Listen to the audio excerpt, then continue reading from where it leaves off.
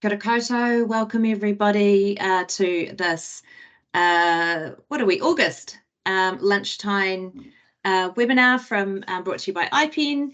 I'll open with a karakia and then I will hand over to Susie, Tracy and Odette for the session. Manawa mai te mauri nuku, manawa mai te mauri rangi. Ko te mauri ki au he mauri tipua. Ka pakaru mai te pau. Haumie, huie, taikie. Taikie. All right. Now this is going to be, just as a reminder, a slightly more interactive session is the intent. So Tracy and Susie will be doing a bit of a presentation just so that we all kind of understand what is this program that they're presenting and talking to us about, and what they've been doing. But we really, really would like you to ask them questions. I've got some things that I'm quite keen to dig in with them sort of on your behalf, but we really welcome questions at any stage. Pop them in the chat. Obviously, as normal, give them a thumbs up if you think it's a particularly great question, and we'll monitor the chat and bring those to the conversation when we get to that point. Otherwise, over to you, Susie, Tracy, and Odette. I'll let you introduce yourselves, and thanks again for coming. Okay, so I'm Susie, and I'm just going to try and share this this presentation and get it in the right place. Always entertaining. Do it every day and muck it up every day. So, see, hopefully we can see the right thing. Apologies if I'm looking in the wrong place, but we'll see how we go. But I've also got Tracy Williams here with me and Odette Shaw. If you guys want to introduce yourselves now or later. Kia ora koutou. I'm Tracy Williams. I'm the Impact Evaluation Manager at Plant and Food Research, and looking forward to telling you about how I've been working with Susie and Odette. And I'm a member of iPEN, so I work closely with Cara as well. Odette. Kia ora everyone. I was the program coordinator for the Reimagining Aquaculture program, which I am very sad to no longer be the program coordinator for. I have recently, as in 2 days ago, started working at the Ministry of Health, but before that I was at Plant and Food Research. Thanks, Tracy and Odette. So yes, I'm Susie Black. I'm the program leader for the research program. So we're just going to start off with a wee bit of a brief rundown of what the actual research program is, so you can get a little bit of context of where we're coming from around impact and things like that. So the research program is about open ocean aquaculture, and in particular a concept that we came up with a while ago around a mobile production system. So the whole idea around a mobile production system is to get away from the issues around a fixed aquaculture systems where the fish have to put up with the environmental conditions that they're stuck with, whereas a mobile system you can move them to be in the best water quality, best temperatures for the fish to grow, and with the idea that the fish will grow really well, be happy, healthy, and really resilient. So we're a bunch of fish physiologists, and so our focus is on the whole animal. So we're really looking at the live fish perspective, so kind of looking at things through the fish's eyes and trying to understand what the fish need to be at their best. And so the whole idea is to be designing a production system around the fish. So not building the production system and shoving a fish in it and hoping for the best. It's actually understanding the animal and designing for the animal. So the mobile production system, we think it's a really specific way for open ocean aquaculture compared with the massive, heavily engineered structures that you'll see what they're trying to do overseas. New Zealand doesn't have the money for that, for a starter. So we've gone to this different approach of a mobile design that's specifically designed for the fish, as mentioned. But New Zealand has an enormous EEZ. So is there an opportunity to use a mobile system to explore opportunities around utilising more of that productive space for production? The mobile aspect of the technology has also the potential to alleviate a whole bunch of issues, things like social license, environmental footprint, the biological issues I mentioned before about fish being stuck in the same place and conventional aquaculture systems, and also around resilience. So climate change is obviously an issue. We're seeing problems in the Marlborough Sounds with things getting too warm for species. We've only got one finfish species here in New Zealand that we farm, which is Chinook salmon. It's not even one of our own. So, there's opportunities for species diversification with the system as well. So the program itself is an Endeavour Fund program. We bid into the transformation space of Endeavour. It was the first time that was possible back in 2019. But yeah, particularly looking at turning seafood production on its head and going mobile rather than having static aquaculture systems.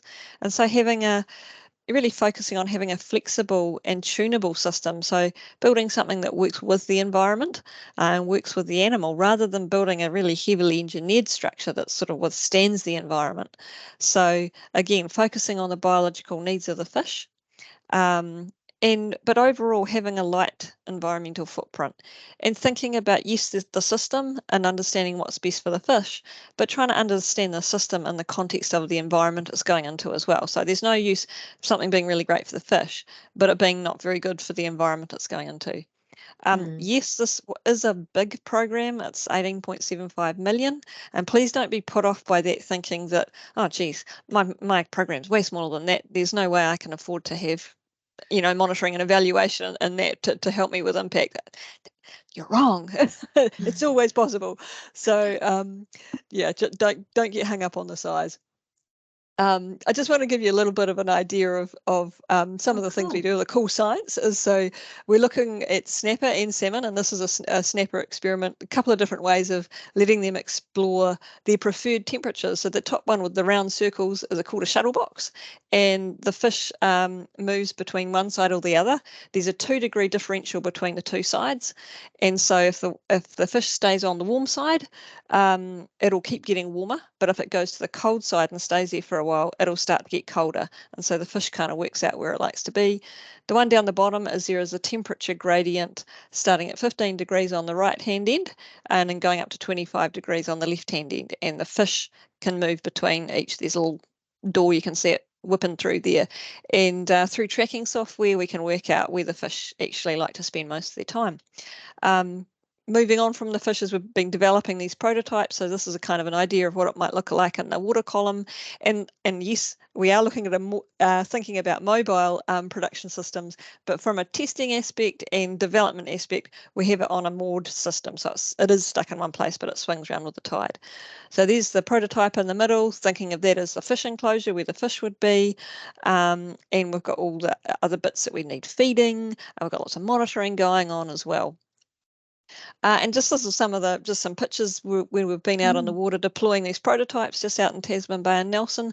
So it's a very practical, hands-on sort of engineering project, but it's not easy to work out on the water. It looks very beautiful out there, but I assure you some days are not as nice as that. But it's a pretty awesome project to be involved with. But just want to go on to this, but this is a sort of program structure. So we've got 4 research aims. The top 3 are the science. So the key science pieces around understanding the fish, developing the fish enclosures, and then also developing all the support and monitoring kit that needs to go with it. But the 4th one is where stuff sits for monitoring and evaluation, particularly, is that real world component. It's like, it's all very well doing all the science, but if we can't get this out into the real world and think about it in the context of the real world, it kind of gets a bit stuck. And so that's we look at thinking about the bioeconomic feasibility, the regulatory feasibility, which is a massive one, and also the cultural implications and opportunities for this kind of technology in New Zealand. So we've got a long way to go. We're right at the start of this kind of development process, and this is what MB programs are all about. This is about the cool science that starts things off. It's about technical feasibility, but we've got a heck of a long way to go if we want to actually get to operational feasibility and then onto commercial feasibility in the long run. So it is a long-term kind of thing, but it's really enjoyable. It's really fun. But I'll pass it over to Tracy Williams now, and she's going to talk about the roles that we have around supporting impact. Thanks so much, Susie, and kia ora, everybody. So the 4 roles that we're talking about today, and if Suze puts, I'll have to say next to Suze each time. Sorry about you this. will. I'm sorry. I'm in the wrong place now. There are 4 roles in this program that we wanted to talk to you about today, and some of them you'll be really, really familiar with and will have played these roles yourselves in your science. So the program leader, you've heard from Susie, somebody there who has huge mana in this area and long history and very, very competent science leader. A business manager role, and in Plant and Food we have quite a team of business managers in our partnerships and growth team, and we're lucky enough to have that army of people who interface with our customers, and there's one of those roles in this program as well. The reflexive monitor role was written in from the beginning, and I guess that was a really, really fortunate development that Susie recognised the need for this role, didn't need any convincing whatsoever, knew that she wanted someone to come in and work alongside her in Research Aim 1.4 to test the science in a real-world context. Not to deny that the science isn't real by any measure at all, but to test it in the wider system, because clearly we had this impact to pursue.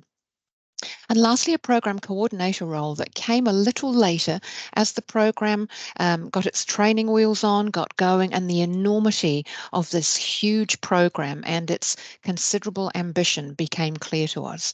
So we've diverted resources into that. But the reflexive monitor role was there from the get-go, and that was a total thrill. So we're going to talk about these 4 roles. So next slide, Suze. Thanks. All right. Slow on this. Go. No eating your lunch because you have to. No.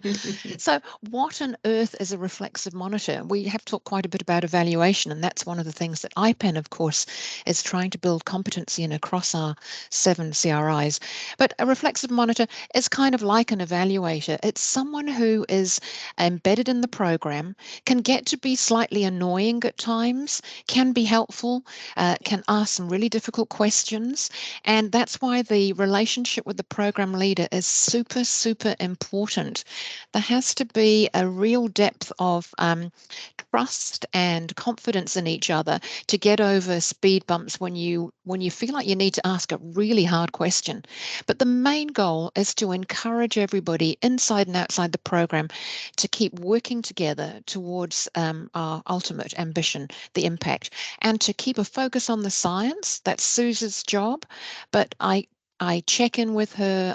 We really try and keep a focus. It's all about the science, but how's it going to deliver impact? So you can be any number of things, even in a meeting. You can be at 1 minute you're watching, next you've stepped in, and before you know it, you're facilitating and waving your arms around.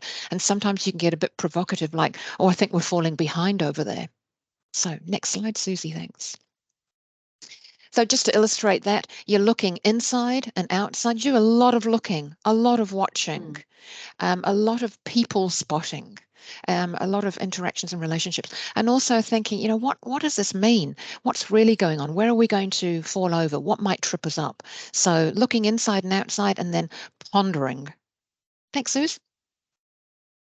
So where did this concept come from? My first exposure to it was in the mid-2010s, around that time. I was involved in an MB program, another MB program called Primary Innovation.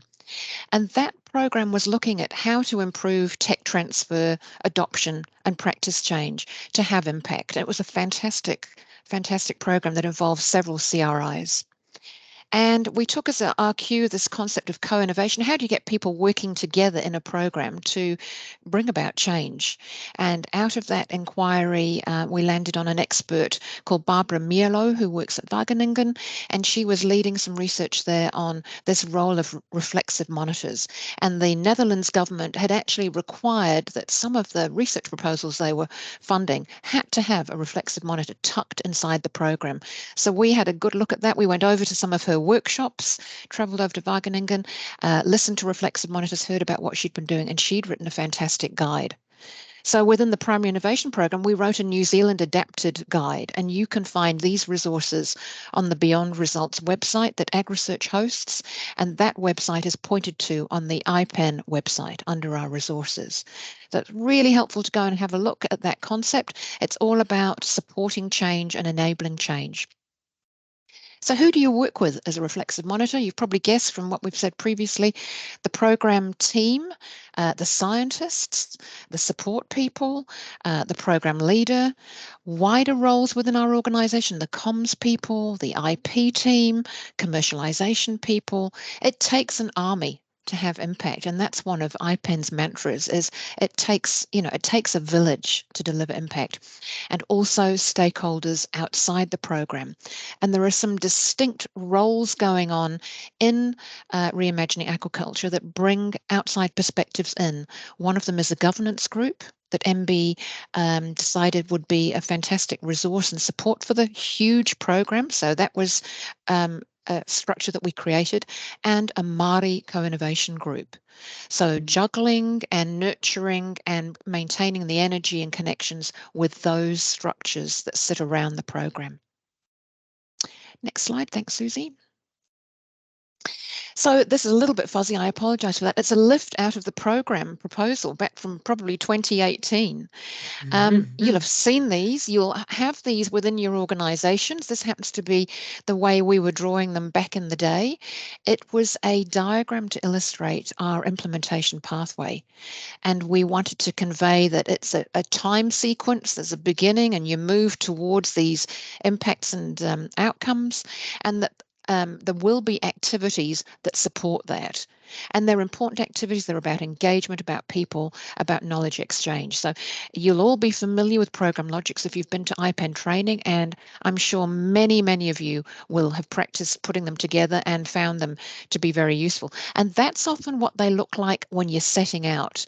Nice and ordered, nice and organized, pretty linear, which is a slight downfall of having to draw it like this, but a trajectory towards a new future. Well, Suze, next slide. This is what the real world looks like within reimagining aquaculture. We actually drew this up as a tool to help our governance group. Because they were very interested in the science, and that you won't be able to read this. I absolutely get that, but it's a Miro board image, and the left-hand 3 boxes are those 3 science aims that Susie pointed out earlier, and the rest is kind of RA 1.4, swirling around, trying to connect things, trying to understand what's needed, and working towards this red dotted line. And the red dotted line has become a bit of a sort of icon for us, because what happens at the red dotted line? The money stops. The life of the program as MB funds it stops. All the outputs and the critical steps, ideally, come to an end. So then there's a big breath like, yes, but what about the impact? So we've tried to think about what's needed to secure that change over on the right-hand side of this diagram. What can we think about now? What are the missing information pieces that need to happen before the red dotted line to make this happen? And, the real world really rolls out there, and unanticipated things happen. So it's managing that change, but a diagram like this can be super helpful because it's a lot to hold in your head. And when you're talking to external stakeholders, it's really good to get them thinking about this. And our governance group members actually talk about, oh, what are we going to do after the red dotted line? So try some imagery like this, draw it up on a board, get people going up and interacting, and get them thinking about what have they seen. We often have reflection sessions with the governance group. What have you seen change this year? And then Susie frantically writes up those quotes and puts them in her annual achievement report to MB. So we're always tapping into other people's views. Okay, Suze, next slide, thanks. So that's the life of a reflexive monitor. And one thing that occurred to me during last year, because we were approaching halfway at the time, this program has been lucky enough to have a 1-year extension because of some external system complexity that's happening around it, which I won't go into just now, but around about halfway, I thought, oh gosh, I wonder how we're really doing. There's so much going on. I wonder how we're really doing. And I wanted to run a mid-program check-in. And a lot of international development programs do this. It's not unusual at all to kind of pause and go, what on earth is happening? And I wanted to support the team with their ambition towards their impacts. And I wanted to help them think about where we were all at in the process. I wanted to bring some outside in, inside out thinking, and reflect and learn. So we didn't think of this at all like a science quality review. This was not to check in and say whether the science was functioning. That wouldn't be my role at all. But I did want to help the program think about how the science was going in relation to their ambition.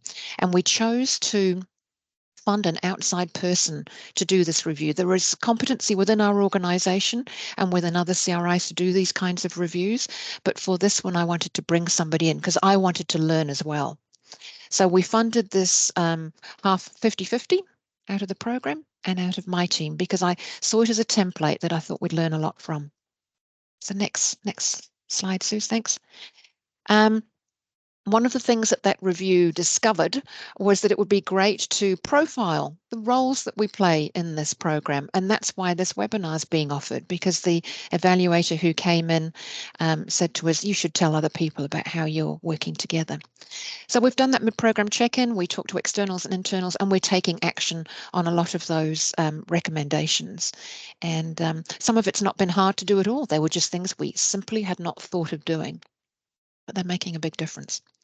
Okay, so you're probably thinking, like Sue said before, I don't have a big program. I can't afford all this machinery. I don't have it in my budget. I didn't set out to do it. How do I gain some benefit from these roles? So here's some thoughts about that. If you are starting from scratch and you're writing an endeavour proposal, and over the next few months, it's going to be a big job for many of us, build these roles in.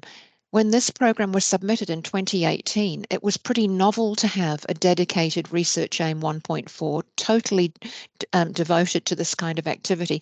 And in fact, to get it over the line, Suze did write in some science. There's some modelling and some bringing together science tucked inside Research Aim 1.4 to help us get over that expectation. But now MB has said they really want to see pathway activities and skills fully resourced. So go for it. This is your moment to get that embedded in your new program. If it's not there or you don't feel that would be supported, have a chat with your funder and explain the benefits. Maybe find someone within your existing team who exhibits some skills and interests in this kind of work and support them to have a go, support them to come to iPEN training. Ask your iPEN rep for some more help. Attend as many as you can of the sessions that will help you review and reflect on your progress. We've got a new module coming up soon. And give some reflection tools a try. You could sit together as a team, dig out your program logic, and if you haven't got one, ask an iPEN rep to come and facilitate a session for you and look at it, gaze deeply into it and ask yourself, what's going on? So what? Who cares about what's going on? And what now and what next? Thanks, Susie. Cool. I can pause if you'd like me to, Cara, or we can touch on the remaining two roles. Yeah, why don't you talk about the remaining two roles, because then we can Definitely. then the discussion can talk about how it all Okay. stitches together. Yeah. This one is very brief because I'm doing this on behalf of Mark Jarvis, our business manager, but the next piece you'll get to hear from Odette, so hang in there. So the business manager, Mark, works very closely with Susie, again has a long history of understanding the area of research and the key people. And his role, as he told us, is to keep an eye on the external relationships and that value proposition. So next slide, Suze, thanks. We had a chat with him before he headed away.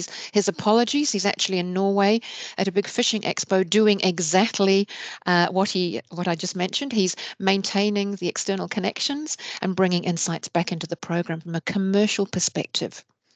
So our business managers, and there may be people within the research team that take on some of these roles, even a program coordinator or an administrator might take on some of these roles, but this is the kind of work that Mark does in the program. He helped to establish the ultimate value of the research early on, so that value proposition and for whom.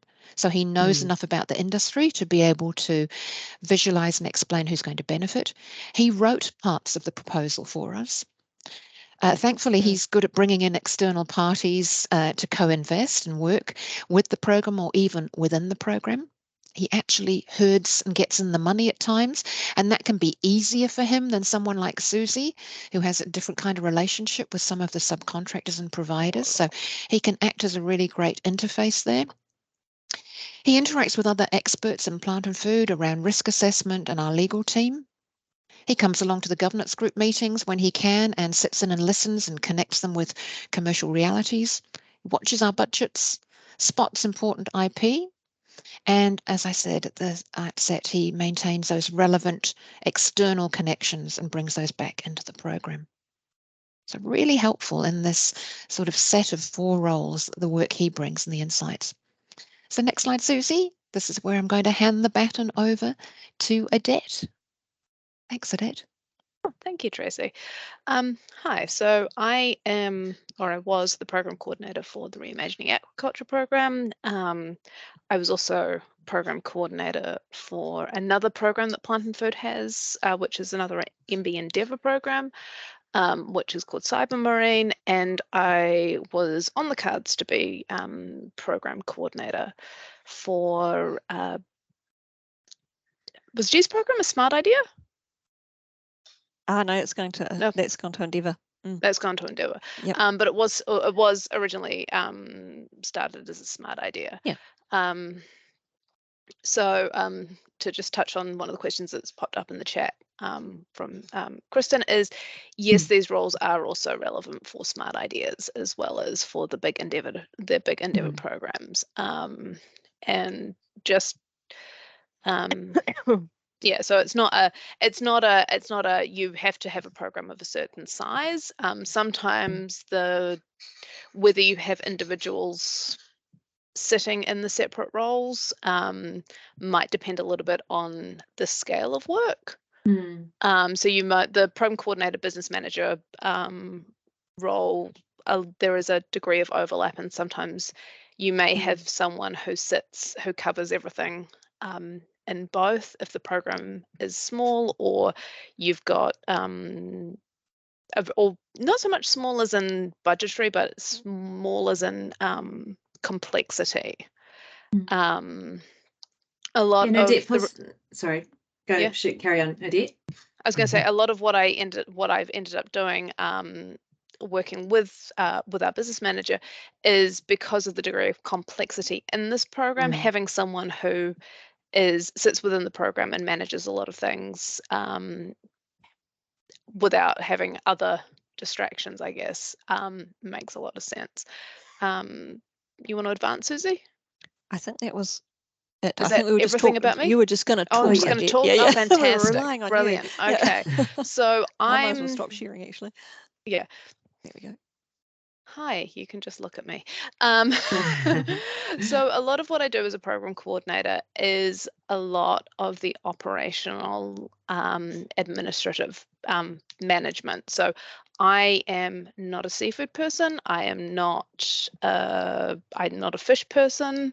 I am a scientist, so I get enough of the science, what scientists need, and what scientists and how scientists communicate to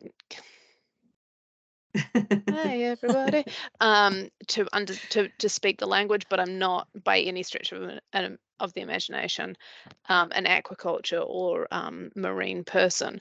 So I did a lot of the very practical day-to-day stuff, a lot of contracting, a lot of contacting collaborators on the practical day-to-day stuff. I worked really well when there was potentially a little bit of difficulty, or I was a good person to have between Susie and the collaborators because I could be the bad guy. If someone wasn't delivering, or if there was something around finances that needed to be sorted out, having someone who isn't going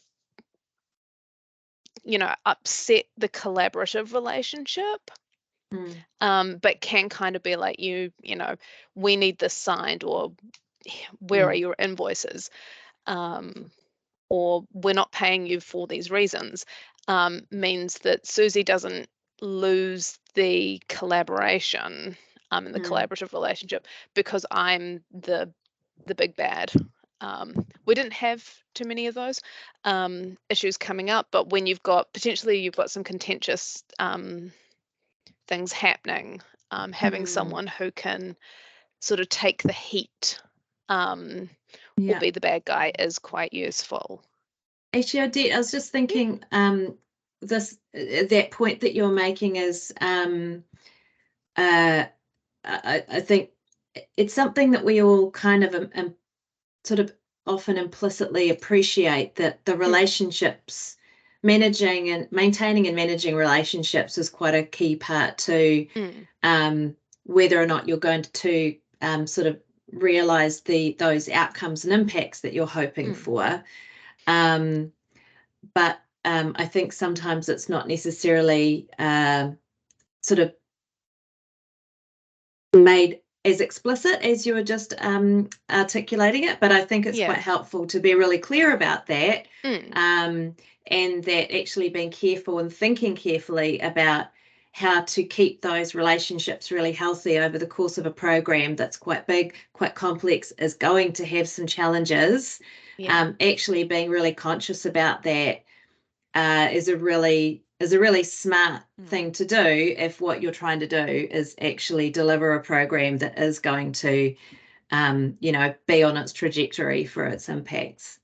And there was a couple of occasions where, Odette's been battling it out with someone in the collaborator's research office, but meanwhile, me and the collaborator, we carry on with our relationship and getting on with what we're doing, and let all the machinery happen beside us, which has been hugely appreciative and beneficial. And it's that kind of thing where you've got it's a waste of Susie's time, and it's a waste of the collaborator's time to be having the nitty gritty boring admin discussions with the research office, or with your own organization's legal team, or with the purchasing team, or whatever, or the finance team, about getting invoices paid. That's not, it needs to happen, but it's not progressing the research. So it's easier to, it's been my job is sort of basically to be kind of doing the calling people up and going, can we please get this contract through? Where are the invoices, kind of thing, which frees up, because everyone's time's limited. It's a better use of everyone's time if there's someone who can kind of chase those things up and make sure those things are happening in the background. Odette and actually Susie and Tracy, both Craig and Kristen have put a couple of questions in the chat. Craig, I'd actually like to come back to your question in a little bit more detail in a bit, but you've both kind of picked up on something about roles and sizing and resourcing and all of those sorts of things. So just a brief comment from me, and then I'd really like to get your reflections first, Susie, and perhaps Tracy. One of the things I think people sometimes get confused by is roles can be as big or as small as they need to be. You've got to right size it for the project.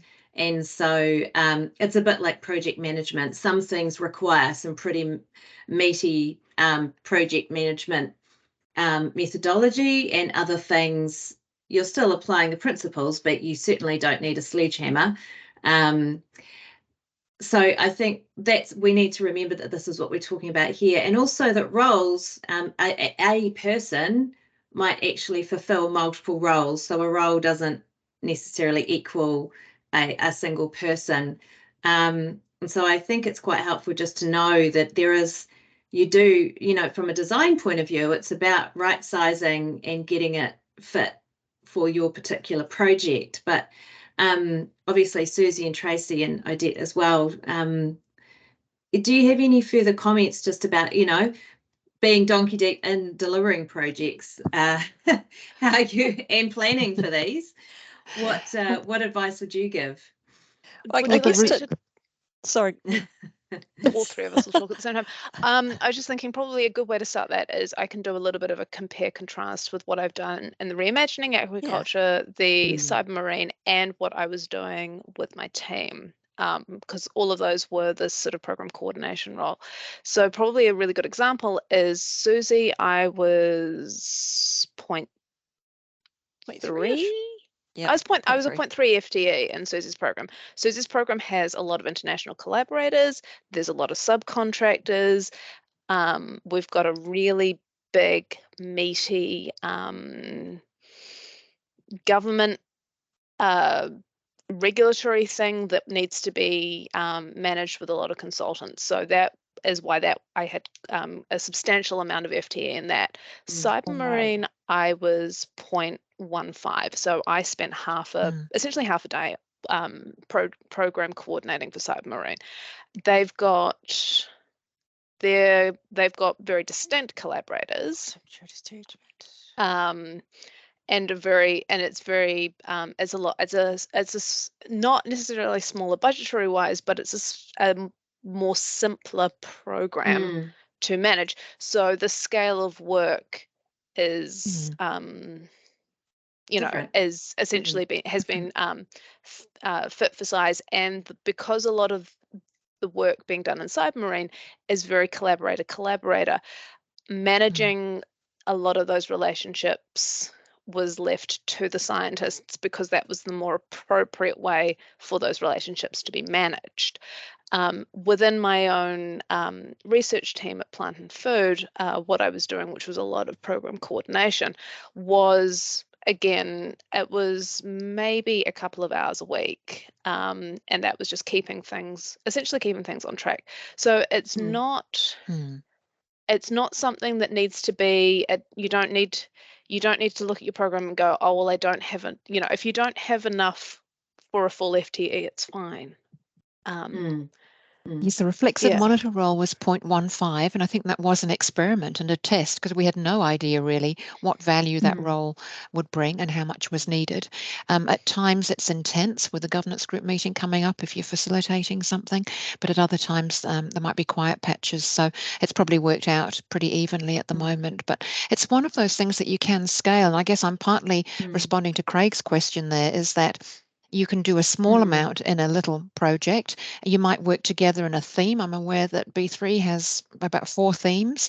So projects within a theme might provide insights to how this cluster of projects is going, and is the theme indeed making progress? Is there an ambition around the theme, and how are the 4 themes adding up to be the whole of B3? What's B3's trajectory and the difference it's trying to make? So often as evaluators, there's a lot of scaling goes on, and these things nestle under each other like layers. So it's all what's appropriate. You don't overkill in a project, but at a theme you might spend a bit of time together thinking about that, and then Desi might have you think across all those themes a couple of times a year. So layering. Susie, just as you I was going to say, if you could pick up on that, but also possibly just talk about how that sizing, because we've got that kind of helicopter view, as we were saying, that those roles play, and how when you were thinking about it, and now maybe what you're observing, some of the sizing is thinking about, well, how much or little time do you need to be able to kind of hover in that helicopter sufficiently to kind of not get too myopic in your vision.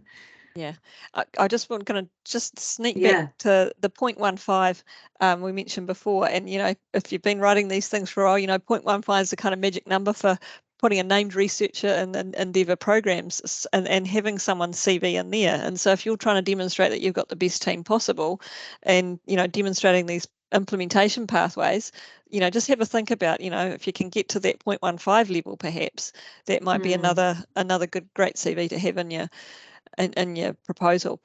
So just coming back to what Cara was asking about, the sizing, I think it's worked well in the program. I've got to say that back when we put this in 2019, there's a bit of winging it involved. As Tracy mentioned, I kind of knew that we needed a role like this. I didn't really know at the time how important it would really be and how beneficial it would really be. As Tracy mentioned, you don't need it all of the time, but there's key times like the governance group meetings, which is where you've got these external people coming in, working within the program, really valuable people to have. And if you've got someone there that can tease out some of those comments and have that helicopter view, because the key thing I find is I'm focused on the science. And Tracy has a different way of looking at things as a reflexive monitor that I just don't have. I just don't necessarily look at things like that, or have the time to flip over and look at things, because often you're in the meeting and Tracy's able to sit back and observe, and that's where I have the value, because I know we miss that, and it's hugely valuable, as we said before, when it comes to reporting to MB, or coming to communicating with stakeholders, and having that other view. Okay, yes, there's the science, but there's this other view of it's like, here's the cool science, and bringing the so what. Yes, there's a so what with the science that you can draw out, but there's this other element as well, of the reality element. And so there's a big piece there. So, Suzanne, I'm going to come to you in a second, I promise, but just one further follow-up question to that, Susie, is sometimes, asking the counterfactual is quite a useful thing. Or if I said, you can't have that role anymore for the rest of the project, what would that make you have keep you awake at night about? Palpitations. I think what would be the loss? I think it's the opportunity loss, because I know how much a reflexive monitor, someone like Tracy, someone like Odette, someone like Mark, what they bring to the program, and so those roles were not there. There is no way I could bring that to the program. I know we'd be missing so many opportunities, whether it's through connections to stakeholders, or that next really important piece of beyond the red dotted line of how do we get beyond there, how do we attract further funding, things like that. I know we'd be missing so much, and trying to get there would be a real uphill mission. So you just lose that. You'd lose that impact. Yeah, great. Suzanne, feel free to take yourself off mute and ask your question. Yeah, thanks a lot. I've been probably have multiple questions just to trigger the viewpoint of some of the researchers who are intending to write, first time endeavors or first time smart ideas. So the first question I have is, in terms of decision making from MB, and also your experience with this success endeavor, what do you think the emphasis that MB puts on RA 1.4 and the economics of these projects, like in decision making, and also the success rate of the endeavors? Well, I guess it's that two-stage process of endeavours. So getting through the science hurdle, and then getting through the impact hurdle. So the economics have to stack up for it. This was a transformational program. The science has to stack up, but then the benefit has to stack up. So if MB are going to throw a whole bunch of money at this, they've got to get bang for their buck, and you've got to be, it would be no good if, okay, this was like a $20 million program, but the benefit was only going to be like 30 million. It's like, well, is that good enough for to deliver on that investment? So yeah, the business side has to stack up. And I would think you would have explicitly written all that information, the economic side of things, in the grant itself, isn't it? Yeah, no, we had to go down that track. And I guess this wasn't something we wrote and hadn't done any research on. It had come out of a previous MB program, so Wildfish 2030. We were looking at different production systems. We actually did a mid-program review in that research program to switch to this concept. MB liked it so much that they allowed us to switch to that research focus, and so we had actually done a little bit of economic analysis in that previous MB program that we could further develop and bring into this proposal. But yeah, that was a huge part of the proposal of it had to stack up. It had to stack up economically. A little bit of looseness around that was acceptable because this was the first big transformational program, Sujan, that MB funded. And so the promise is that there's a big new industry that will emerge. So it's you're sort of defending the opportunity that it will emerge, or creating the impression that it definitely will emerge, that plausibly this could be an entirely different future. And of course, this could cut across the way fishing rights to fish, a total allowable catch, those kind of sort of quotas could change. So this could require immense system level change. There's a lot of risk associated with it, especially with Māori interests in fishing. So it's asking a lot of the government to be bold enough to go out this direction. So yeah, a transform bid allows you just a little bit more flexibility without quite pinning down the next users immediately and the dollar value. So that probably helped as well. Thanks, Tracy. So that I would, oh, sorry. That I would think then helped you define your value proposition. Like there's a lot of influence that happened to define your value proposition. Yeah. And the opportunity there. So, understand, well, what's the issue out there? It was around available production space for increasing aquaculture production. And so, what was the opportunity that this kind of technology afforded that problem? And so that was where we started from with our program logic. And the value we promised to create in the impact statement was a toolbox of regulatory and technical elements that others would then take forward to configure to support that emerging industry, depending on political will and so on. So it's described as a toolbox of elements, and that's what this program is doing, sketching out the bits of the jigsaw puzzle. Yeah. I want to segue to Mark's question, and he's put he's put his video on too. Thanks, Mark. He's asked a really good question around the role of the business manager and the reflexive monitor and the extent to which they overlap. So Tracy, I'll give you the right of reply first, okay. and then Mark, you can if you've got any follow-up questions, please shoot. Absolutely. Well, as a reflexive monitor, I don't have deep knowledge of the seafood sector, of the journey it's been on and the future it's heading towards. I do understand a little bit of the biology, of course, from all the time I spend with Susie, but I don't know the people. I don't know the people. I don't know the relationships. I don't know what their tolerance ranges are, their appetite to invest. I can't go up and have a beer with one of these people. But Mark can, and Mark definitely does. He has that close relationship with people. He knows how much we can push and expect. He knows a bit of the chemistry between the people.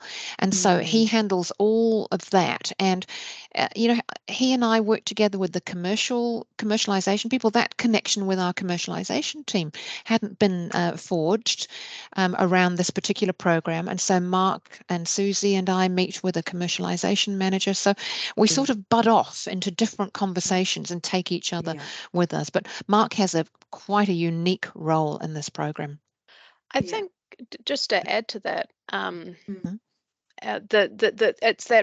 it's probably the best way to sort of demonstrate that is actually when we have our governance group meetings, where Susie's explaining the science. I was minuting. So I was, and Tracy was doing her reflexive monitoring, and Mark is sitting in the meeting, serving a dual role as representing the Plant and Food Institute as someone out with the program, but representing the institute view, but also knowing some of the players, some of the governance group members around the table. Is I was capturing what was said, and Tracy was making observations of how it was being said, or possibly why it was being said. But we also had Mark there because he knows the people, and if we were like, and I could capture something that someone would say, and Tracy would say afterwards, oh, I think that person, that person seemed to be really focused on that, or very critical at that point. And Mark was able to would then be able to say things like,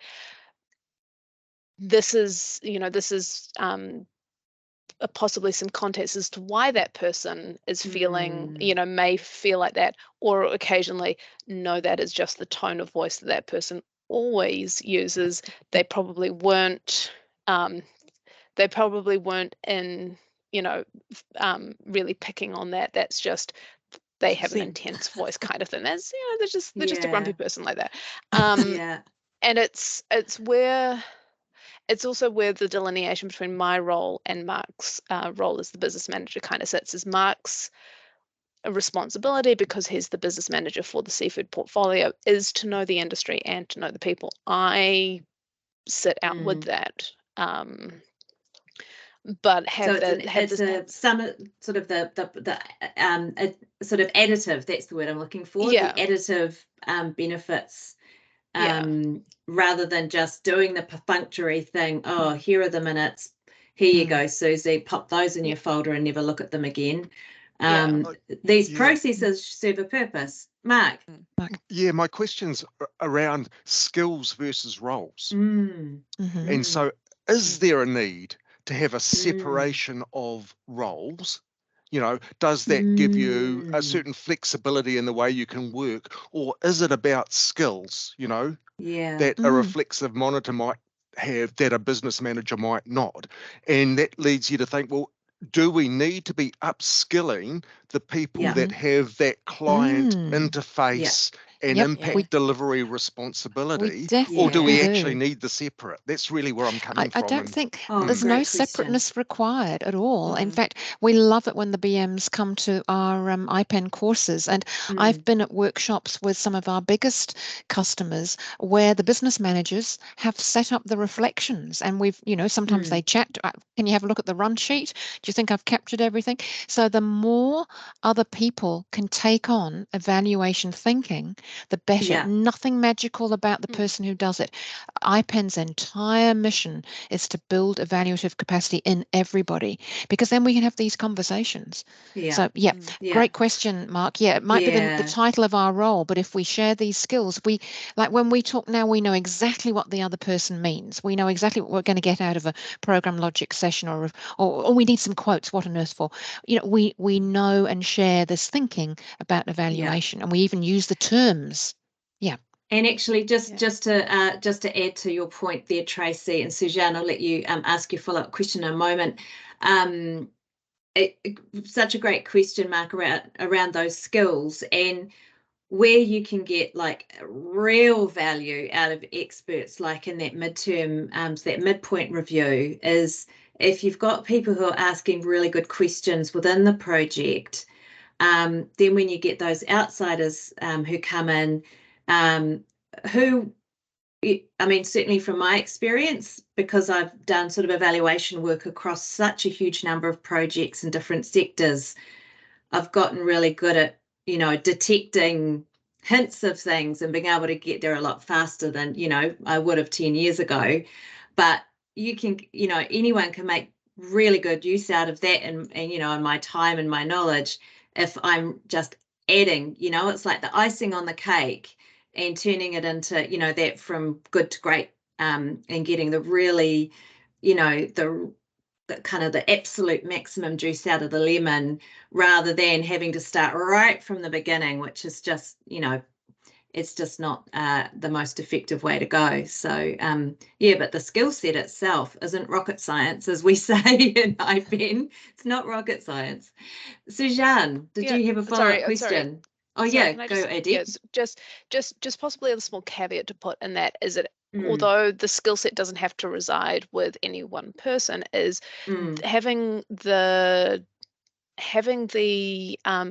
separate roles, and it doesn't necessarily have to be as prescriptive as we've got here, but having someone who, you know, someone who is responsible for capturing the boring, dry operational minutes things, having the person, and that not being the person doing the presentation, and having someone who is, you know, stepping back and doing the reflexive monitoring, whether that's a business manager or you know, a defined reflexive monitor, is quite important, because if you've got someone, no one's an island. You can't do it all yourself. And if you're trying to participate in a meeting, you can't minute do it. Both. You can't minute it, and you can't do the reflexive monitoring. If you've got, whether you're really passionate about reflexive monitoring, or you've got a research associate who's like really into it, you know, bring them onto the meeting. Just say, hey, can you just sit in and listen and do some observations? You know, let me know what you think, how you think it went. You know, it doesn't have to be someone who's you know, qualified or trained, but having like it, you know, it's the same with when you get peer review of your grants and stuff, is just that extra set of eyes is you know, so important. And if I may just give a plug for the new review and reflect workshop, we go into some time and take some time to discuss the sorts of considerations to think through for, you know, as big or as small as your project might be, what those roles might be, and the pros and cons that come with them. There's no right answer. It's just it's going to be different every time. I just noticed that Victoria has her, I think it was Victoria has her hand up. And I wonder, just Suzanne, if you wouldn't mind letting Victoria have the next opportunity not a problem. in the last 3 minutes. So my question is regards to insights people. So what's the difference between insights people and the reflexive monitor? Or how do they work together? Can you tell us a little bit more about what you've seen insights people do?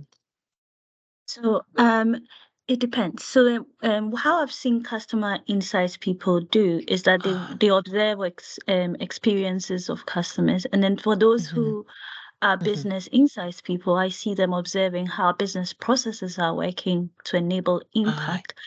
So I'm wondering whether that is like how different that is to the role of a reflexive monitor, or how do they work together if they're actually different, not the same. Yeah, I understand what you're saying, Victoria. Thank you.